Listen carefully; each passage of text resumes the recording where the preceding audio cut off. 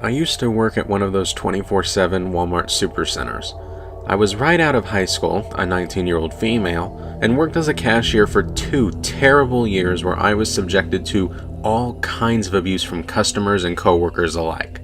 I mean, I was screamed at, slammed into a register face first, groped, and even farted on once because this old lady was mad that oranges were priced each and not by the pound. I'm not kidding. However, the time that sticks out in my head the most is the time a customer tried to follow me home. I had just started my shift, and the second I got on register, I had a line about 10 people long. For some reason, the Walmart I worked at never had enough registers open, so people were usually really mad and impatient by the time they got to me. I get right to work and keep a smile plastered to my face while making the minimal mandatory small talk. How are you? Did you find everything? Most customers were polite, but not very interested in talking, so it's easy to fall into a bit of cashier robot mode. I get to this guy who had only 2 items, yogurt and Band-Aids. I ring it all up in record time and neatly bag it up, but the customer doesn't seem to be paying any attention. He wouldn't look at me or answer my greeting.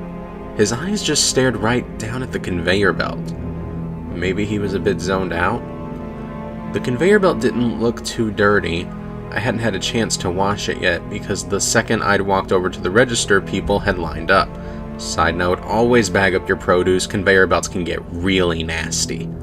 I tell the man his total, which was something like $4.36, and he starts fishing in his pockets for exact change without looking up. Inwardly, I groan, but keep my customer service smile fixed into place while I wait. He's wearing one of those muddy brown denim jackets with lots of pockets, and as he rifles through, I keep catching whiffs of stale BO and cigarettes. His hands were pretty dirty too, and all dried out from the cold weather. He dumps out an assortment of change on the counter, still not looking at me, and I begin to count it up. Everything is uncomfortably quiet. I can feel the eyes of every customer waiting in line boring into me. He was about 30 cents short. I let him know once I was sure he wasn't going to find any more coins.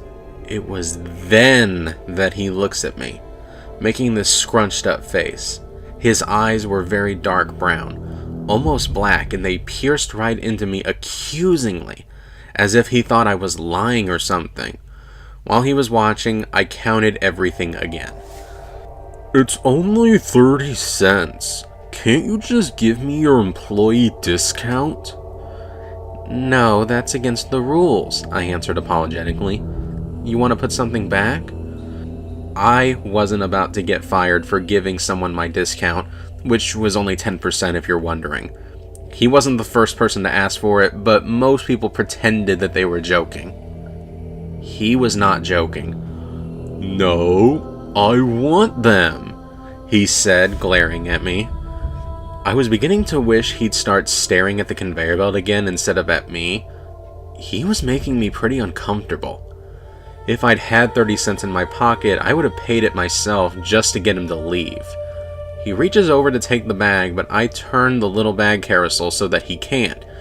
This was probably a stupid move on my part, but it wasn't like I could let him steal, right? If my register was 30 cents short, my supervisors would have been all over me. "I know you get a discount. Just plug it in." He completely blows up at that point, but I just shake my head and look at the other customers, probably with the deer in the headlights expression. People are watching, but no one does anything. This is just something that's inconveniencing them, even though I'm actually pretty scared. I'd already started flashing my register light so that the CSM would come, but they are notorious for taking their sweet time. "I'll get a customer service manager, but it might take a few minutes," I nervously offer.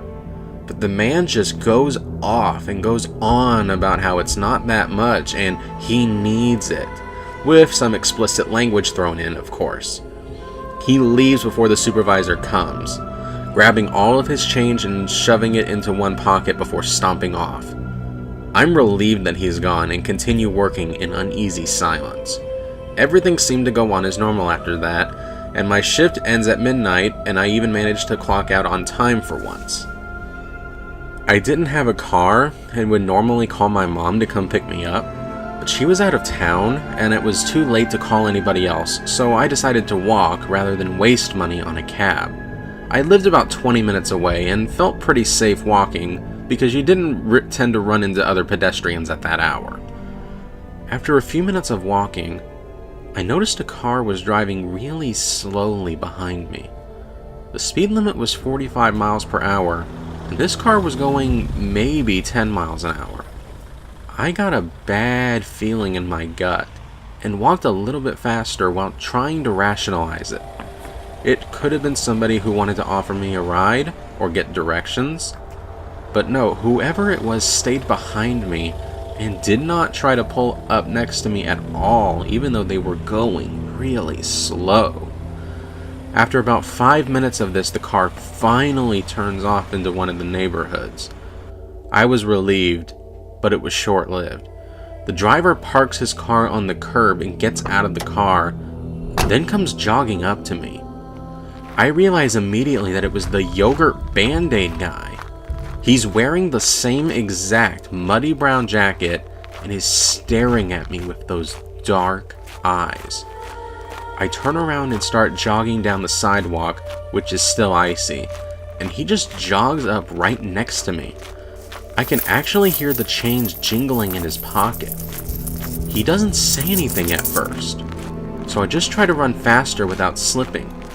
Had this guy been sitting in the parking lot for hours waiting for me to get off work? Apparently so.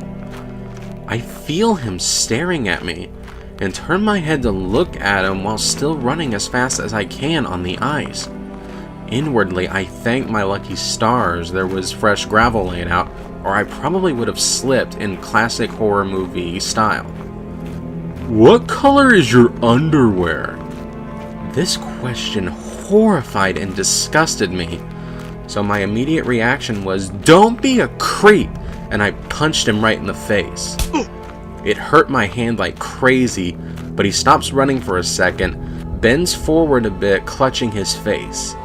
I swear I heard him say, "Okay," but I just kept running, and I'm too scared to look back. I'm not sure if he kept following me after that, but I didn't run straight home because I was scared of him figuring out where I lived. When I did make it home, probably an hour later, I went to my landlady's apartment first and told her what had happened. I was really shaken up, and I told her that if she saw a suspicious guy around the building that she should call the police. My mom was out of town, I did still live with her at the time, and she didn't answer my calls, so I watched Disney movies until I was calm enough to go to sleep. The next day I told the managers at work what had happened, but they didn't care.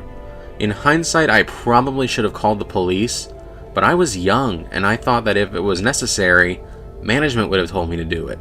I don't know why I thought that, considering they had a way of really not caring about their employees, and this sort of situation wouldn't have made them look good. This wasn't the only Walmart-related instance where police should have been called but weren't. I felt pretty angry that they didn't take me seriously or care that I was scared. I wanted to go home early because I was scared that the guy would show up again. But they told me no and made me go back to work on the registers. I quit shortly after that. I never did see the yogurt Band-Aid guy again, but it's been about 10 years, and I'm not even sure I'd recognize him, even if I did.